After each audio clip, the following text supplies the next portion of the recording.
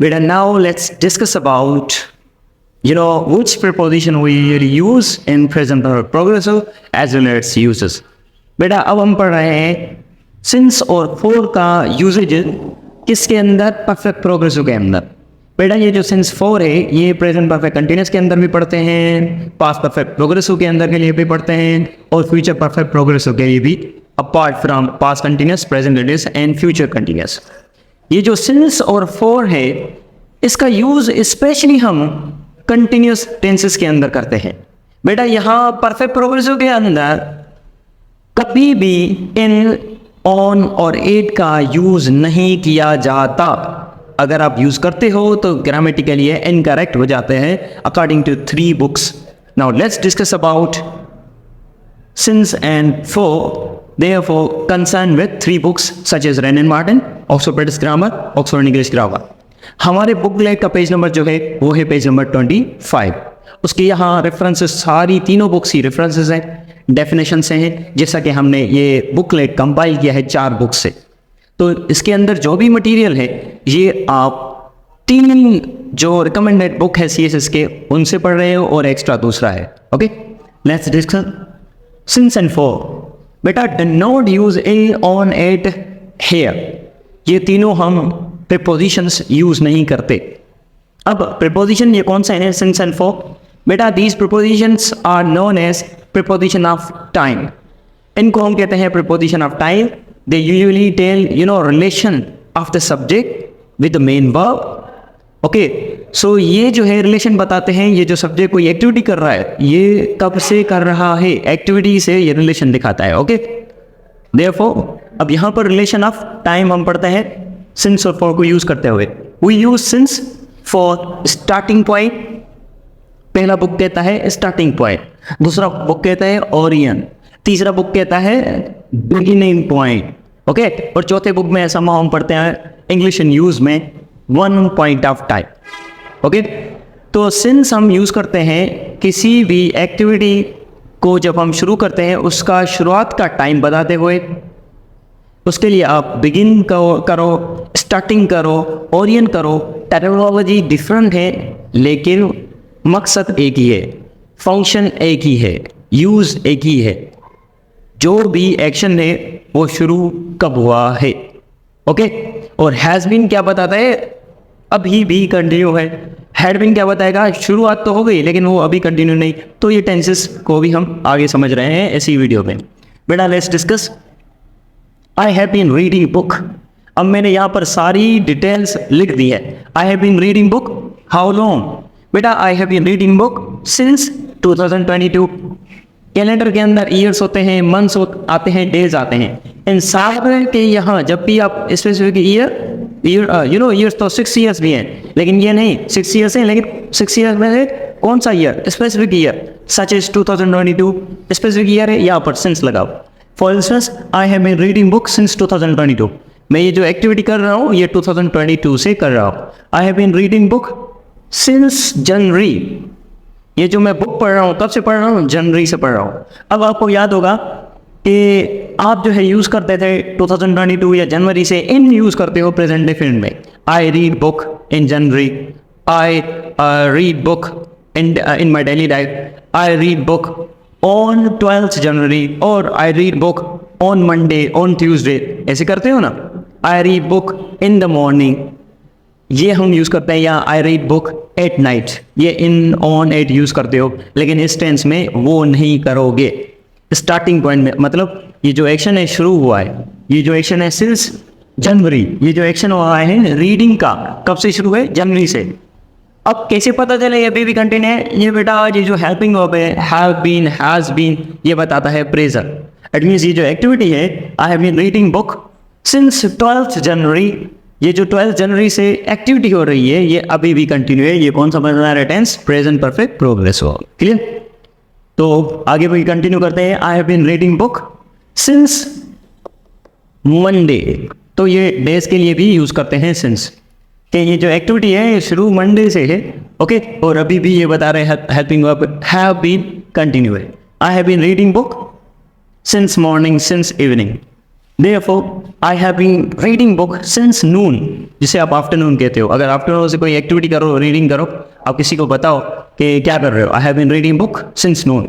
या आप कहते हो ना ये यहाँ पर अगर कहोगे I have been reading book in the morning, ये नहीं होगा, गलत होगा. ठीक है, फ्रॉम भी यूज ना करो.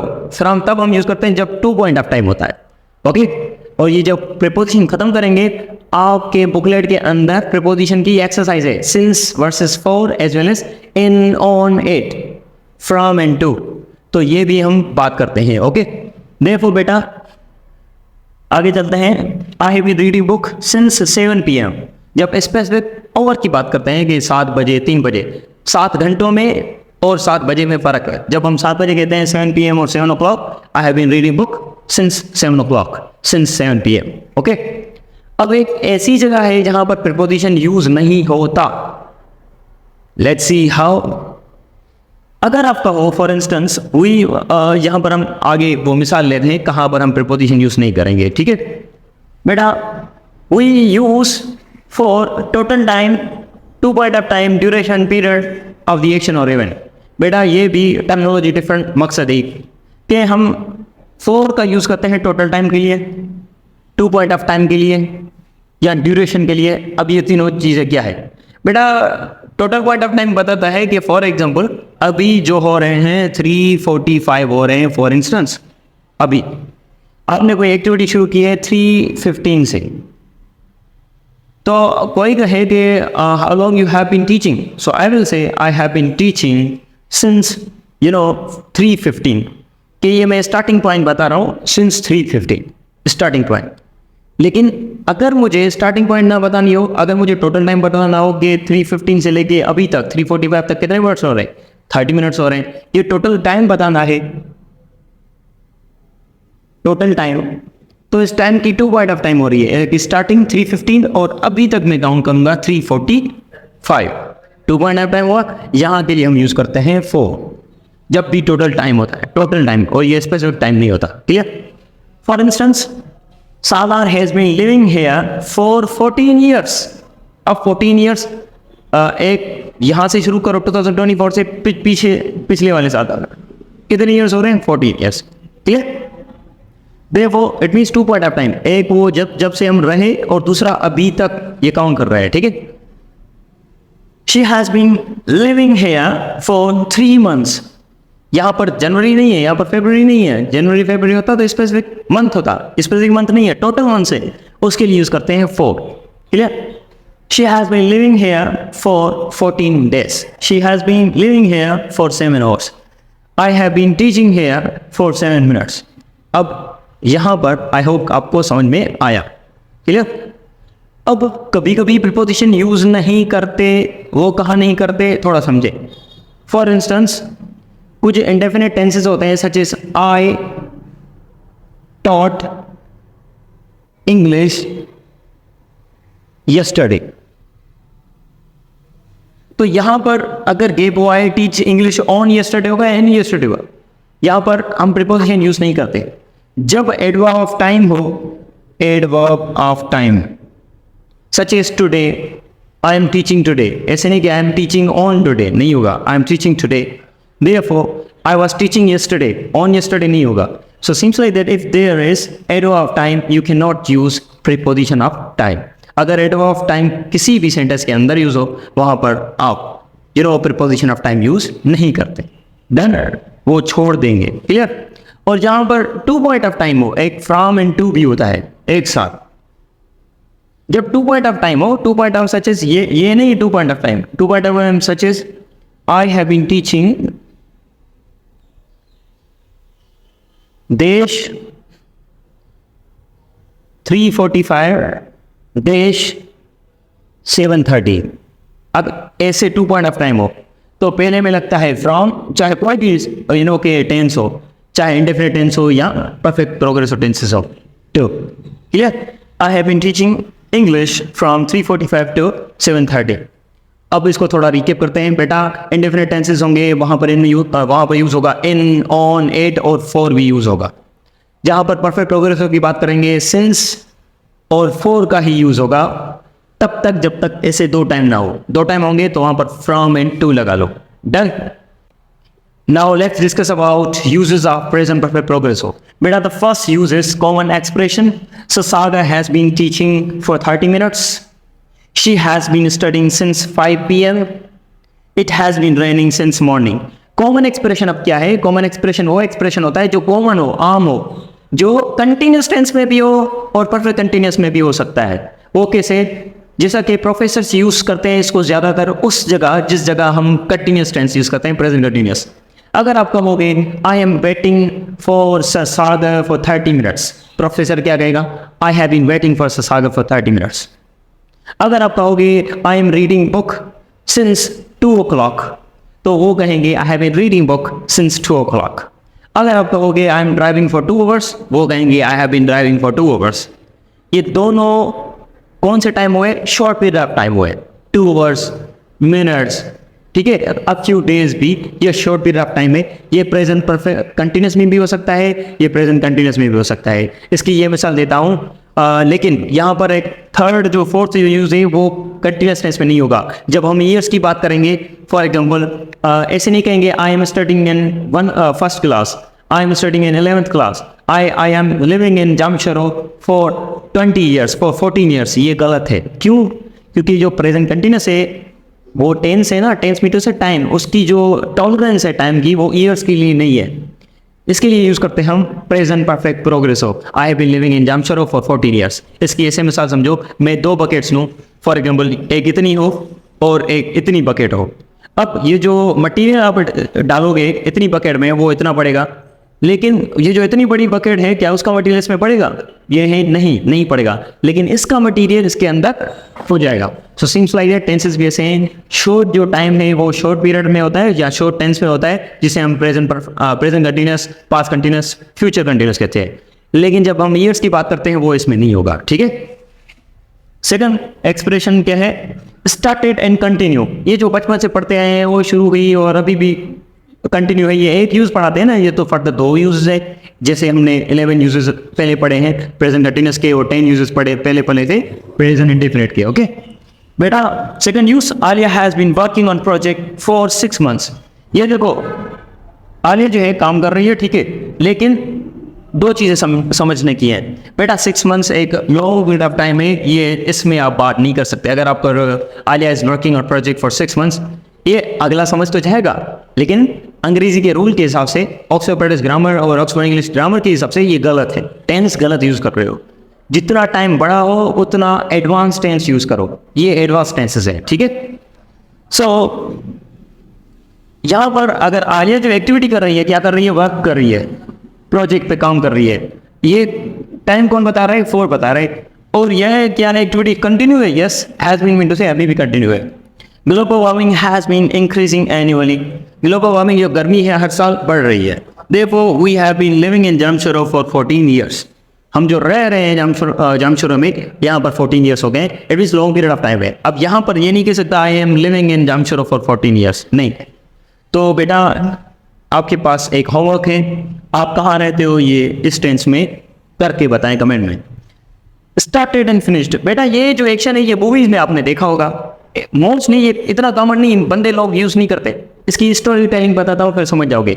अगर आप 2 फ्रेंड्स हो, फॉर एग्जांपल यहाँ पर चलो स्टोरी बताता हूँ। एक पेशेंट है वो वेट कर रहा है, ठीक है, और डॉक्टर का, लेकिन डॉक्टर नहीं आया। डॉक्टर 30 मिनट लेट आया है, वो अभी वेट कर रहा है, डॉक्टर नहीं आया। तो आप कह सकते हो पेशेंट हैज बीन वेटिंग।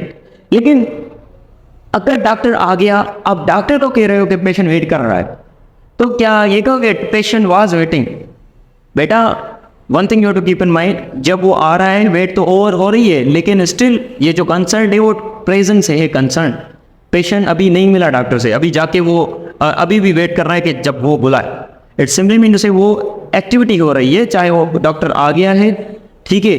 और अगर आप मेरे लिए नीचे वेट कर रहे हैं कार लेके और मैं तैयार होकर नीचे आया और आपको 30 मिनट हुए, आप कहोगे we have been waiting for you for 30 minutes.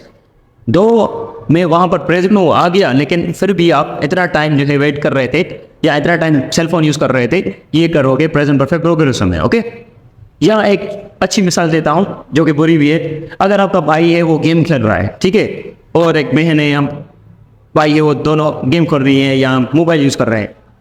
पापा आ गया डोर पे, वो क्या करते हैं, वो छोड़ के बुक्स ले लेते हैं, और अब्बू आ गया, हाँ मेरा बेटा पढ़ रहा है। लेकिन आप कहोगे ये क्या हुआ, अब्बू को बताओगे कि ये तो मोबाइल यूज़ कर रहा है, आप आए तो अभी नहीं उसने, तो you can say he has been using cell phone, वो सेल फोन यूज़ कर रहा था। ओके भले ही इस वक्त ना करे, लेकिन ये जो एक्टिविटीज़ ने की वो प्रेजेंट के कंसर्न उसके टच में है। Okay done. देखो बेटा, ये आप मोस्टली टीवी सीरियल्स में देखोगे, रियली पाकिस्तानी यूज़ नहीं कर रहे इसको।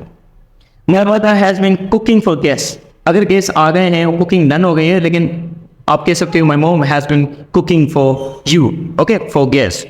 देखो बेटा, not to use present perfect progress हो, अगर ये मुश्किल लगे तो यूज़ ना करो, लेकिन कोई यूज़ करे तो समझ जाना। कुछ कुछ यूजेस ऐसे होते हैं, मैं जब पढ़ाता हूँ तो बच्चों को समझ तो आते हैं, वो यूज़ नहीं कर पाते। मैं इसलिए भी पढ़ाता हूँ जब कोई और बात करे, कोई और यूज़ करे, आप समझ जाओ। जैसे कि प्रेजेंट कंटिन्यूस में पढ़ा था, आई am reading book now days, अब आप समझ जाओगे। अभी तो सर सागर नहीं पढ़ रहा, लेकिन आजकल ये पढ़ रहा है। I am going to Karachi by tomorrow, ये यूजेस पढ़े थे ना, तो सीम्स लाइक दैट ऐसे यूज़ आपको ये समझ में आना चाहिए। कोई और यूज़ करे तो आप समझ जाए, अच्छा तो ये इसलिए यूज़ हो रहा है। डन। देखो, not to use this tense, ये टेंस यूज़ नहीं करते। कहाँ, let's see. I am living in Jamshoro for 14 years. याद है, ये 14 years बड़ा टाइम है, और ये प्रेजेंट कंटिन्यूस के अंदर नहीं हो सकता। इसका क्या होगा, इसके दो होंगे। I have been living in Jamshoro for 14 years, और दूसरा आपको मैंने पढ़ाया था permanent situation, I live in Jamshoro for 14 years। ये भी कह सकते हो। अगर 14 years टाइम है, टाइम मेंशन्ड है, लॉन्ग पीरियड ऑफ टाइम है, आप उस टेंस की तरफ चले जाएं, present perfect continuous. I have been living in Jamshoro for 14 years। अगर टाइम नहीं है, आप ऐसे ही बता रहे हो जनरली, तो ऐसे नहीं हो सकते आई एम लिविंग इन Jamshoro, नहीं कह सकते। इसके लिए सिंपल आप इन्फॉर्मेशन दे रहे हो, सिंपल टेंस यूज करो, I live in Jamshoro, that's all। I am studying in class first year or 11th और HSC part 1, तो आप ऐसे नहीं कहो, आप कहो I have been studying okay in FSC part 1, क्योंकि ये जो स्टडी होती है ये परमानेंट होती है, 1 साल के लिए। Therefore एक ही क्लास में, I study in class this, ये भी कह सकते हो। दूसरा बेटा, I have been trusting you okay for a long time, तो ये नहीं हो सकता। ये जो नोइंग है या ट्रस्टिंग है या लविंग है, ये परफेक्ट कंटिन्यूअस में टेंसेस में यूज़ नहीं होते। कौन से यूज़ नहीं होते, जब भी हम बात करते हैं, किसकी बात करते हैं, वो वर्ब्स जो कि स्टेट वर्ब्स हो। लविंग, ट्रस्टिंग ये नहीं होता। इसका क्या होगा, प्रेजेंट इंडेफिनिट यूज़ होगा, प्रेजेंट परफेक्ट प्रोग्रेस भी यूज़ नहीं होगा। ये होगा I trust you okay for a long time. Done, इतना समझ में आया? तो आई होप कि आपको ये चीज़ें प्रोडक्टिव लगी होंगी। कोई भी क्वेश्चन है कमेंट में बताएं, होमवर्क डन करें। और ये वीडियो थोड़ी लॉन्ग हो गई, आगे वाले वीडियोस भी लॉन्ग होंगे, जैसे कि पिछले वाले वीडियोस और ये वीडियो लॉन्ग है, लेकिन ये वीडियोस प्रोडक्टिव है। जब आप ये इनको ख़त्म करोगे, कहीं भी पढ़ने की ज़रूरत नहीं पड़ेगी। इंग्लिश जैसे आप यूज़ करो, चिल करो, राइटिंग में यूज़ करो, स्पीकिंग में यूज़ करो, ओके। और थोड़ा के कंसिस्टेंसी से ये वीडियो देखो, दोस्तों से शेयर भी करो। और अगर आप इंटरेस्टेड हैं तो ये बुकलेट ऑर्डर कर सकते हो to prepare for your MD-CAT, E-CAT as well as other competitive test such as NET and ISB as well. Okay? See you in next video. Thank you so much for watching.